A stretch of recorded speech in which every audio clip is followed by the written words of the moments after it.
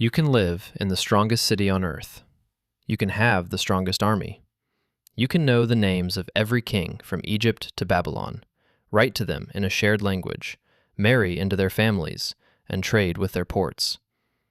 And one morning, before sunrise, your entire world can end. Not just your city, not just your kingdom, every kingdom you know, every trading partner you have, every empire on the map. All of them. Within 50 years. This happened. We have the letters from the last days. We have the burnt palaces. We have the carved walls of the one pharaoh who barely survived. And we know all of it because of one specific oven, full of clay tablets, in a city on the Syrian coast that you have probably never heard of. In the year 1177 before Christ, the world we now call the Bronze Age ended. The man who wrote the last letter from it was sealed inside his own kingdom as it burned. The letter was never sent. It is sitting in a museum 3,000 years later. This is the story of the worst civilizational collapse in recorded history. Not one empire, 8 of them at once. And the reason it happened is not what you would expect.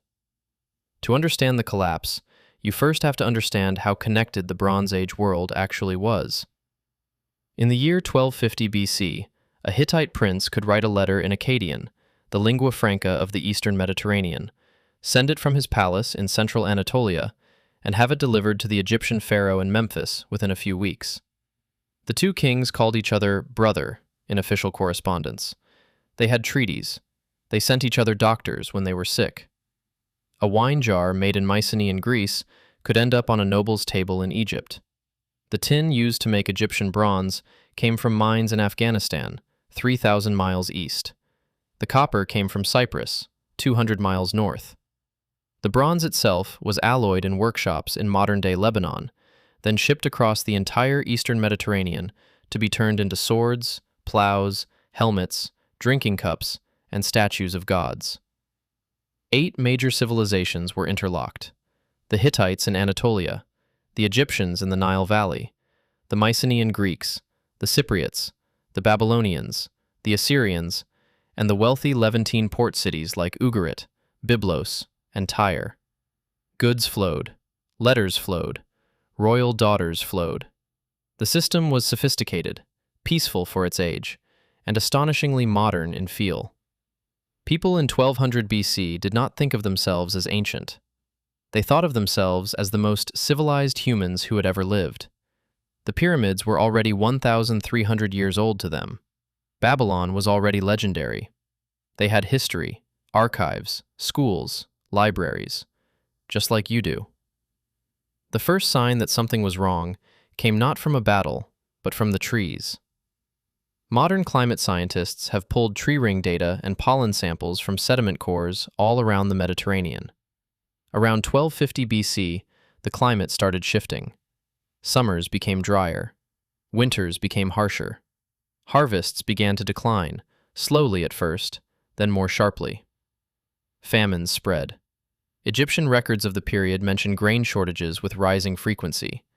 The pharaohs started building granaries against the bad years.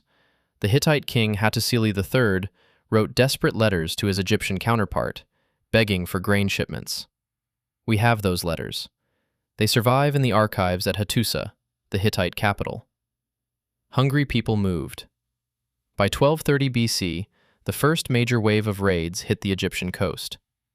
Pharaoh Merneptah recorded a battle against a coalition he called the Sea Peoples and Libyans. He won, but at unprecedented cost. 12,000 enemies dead, his own losses heavy. The Egyptian records describe the attackers as a coalition of multiple peoples, not one nation, moving together by sea and overland, bringing their families with them. They were not invaders looking for plunder. They were refugees looking for somewhere to live. The Mediterranean system started fraying at the edges. Trade routes became dangerous. Tin shipments slowed. Bronze became scarce. And the great empires, used to running on uninterrupted commerce, did not have a backup plan. Then, sometime around 1190 BC, the system broke. Not slowly, all at once. Cities started burning. The Mycenaean palaces of southern Greece, Pylos, Mycenae, Tiryns, were destroyed by fire one after another within a generation. The famous palace of Nestor at Pylos was burned to the ground. The Linear B clay tablets that recorded its last days were baked solid by the fire, which is the only reason we can read them today. The tablets describe last-minute redeployments of soldiers to the coast, final orders to watch for ships. Then the records end. Further east, the Hittite capital Hattusa was abandoned, then burned. The famous Lion Gate that you can still visit today with its 2 stone lions guarding the entry to the city, that gate was buried under rubble before the end of the 12th century. The Hittite Empire, which had been strong enough to fight Egypt to a standstill at the Battle of Kadesh 100 years earlier, simply ceased to exist. But the single most dramatic record we have of the collapse comes from a wealthy port city on the Syrian coast called Ugarit. Ugarit was a trading hub. Multilingual scribes, busy harbor, palace with rooms full of clay tablets in 5 different languages. In its final months, its king, a man named Ammurapi, wrote a letter to his ally, the king of Cyprus. His own words are preserved exactly. "The enemy's ships have arrived. They have set fire to my towns and have done very bad things in the country. All my troops are stationed in the Hittite country. All my ships are stationed in the Lycian country. My country has been abandoned. Hostile ships have arrived. The enemy has burned my cities. If other ships of the enemy appear, please send me word." The letter was never sent. It was found, 3,000 years later, in the oven of the palace where the scribe was firing the clay tablet to harden it for shipping. The fire that destroyed Ugarit baked the tablet permanently. Ammurapi's last words to his ally are intact. Ammurapi's body was never found. Ugarit was abandoned, forgotten, and never resettled. The hill it stood on lay quiet for 3,000 years until French archaeologists started digging in 1928. Who attacked Ugarit? Who burned Hattusa? Who destroyed Pylos? For 3,000 years, we did not know. We still do not fully know. The best record we have comes from one specific Egyptian wall. In the year 1175 BC, Pharaoh Ramesses III fought a massive coalition of attackers at the mouth of the Nile Delta. He won. To celebrate, he commissioned an enormous relief carved into the walls of his mortuary temple at Medinet Habu, near modern Luxor. The carving is still there. You can stand in front of it today. On the wall, Ramesses III lists the names of the peoples he fought: the Peliset, the Jeker, the Shekelesh, the Denyen, the Weshesh. He shows their faces. He shows their distinctive feathered helmets and horned helmets, their ox-drawn carts carrying women and children, their ships. The wall is the most detailed visual document of the sea peoples that exists. For 2 centuries, modern historians have tried to figure out who these people were. The answer, slowly emerging from genetics, linguistics, and archaeology, is uncomfortable. They were not one people. They were many. Many of them were almost certainly displaced victims of the collapse itself. Mycenaean Greeks fleeing their own burning palaces, Anatolians escaping the Hittite implosion, climate refugees from the drying inland regions. They moved together because together they were strong. They burned cities because in burned cities you could find food. The sea peoples were not the cause of the collapse. They were the wave that finished what climate, famine, and internal weakness had started. Ramesses III won his battle. But his Egypt, the Egypt of the great temples, the Egypt that had ruled for 2,000 years, never recovered. Within 75 years of his victory, the new kingdom was finished. By 1070 BC, Egypt was a fractured, weakened, second-rate power. It would not regain its former greatness ever. The result was the most dramatic loss of civilization in recorded human history. Writing was forgotten. The Mycenaean Greek script, called Linear B, disappeared completely. Greece would not learn to read or write again for 400 years.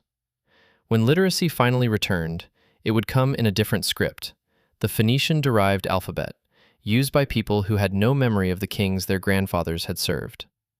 Trade networks vanished. Cities shrank by 90%. The population of the entire eastern Mediterranean may have collapsed by half. Some regions emptied entirely. The very technology of large-scale bronze production was lost. And this is why archaeologists call the next era the Iron Age. The new cultures developed iron tools not because iron was better than bronze, but because they could no longer access the international tin trade that bronze required. The world that emerged after 1100 BC was poorer, smaller, less literate, less connected, less sophisticated than the world that had ended.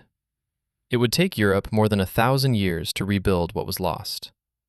By the time Rome rose, Ugarit had been forgotten for 900 years. The interconnected, multilingual, peaceful, wealthy Bronze Age world simply disappeared, like a switch was flipped. Here's the part that should make you pause. The cause was not one thing. It was not one invader. It was not one storm. It was not one famine. The Hittites did not fall to a stronger empire. Egypt was not conquered. Mycenae was not invaded by some superior culture. They collapsed because their systems were interlocked, and when one system started failing, it pulled the others down. The climate stressed the food supply. Food shortages caused migration. Migration caused raids. Raids cut trade routes. Trade collapse caused tin shortages. Tin shortages collapsed military production. Weakened militaries lost control of internal rebellions. Rebellions burned the cities. Burned cities lost the records of who they were. A cascade, not a punch. The world today is more interconnected than the Bronze Age world ever was. 8 billion people are fed from a handful of grain regions. Almost every advanced product on Earth contains a Taiwanese semiconductor. The internet, the financial system, the supply chain, the climate, all of it interlocked, all of it running on the assumption that next year will look like last year. The Hittites believed Hattusa was eternal. The Egyptians believed Ramses had won. The kings of Ugarit believed help was coming. None of them did. The last letter from Ugarit is sitting in a museum in Damascus. The man who wrote it expected an answer. He never got one, because the man he wrote to had problems of his own. In 3,000 years, someone may read what we are writing right now and wonder the same thing he did. What did they think was going to happen?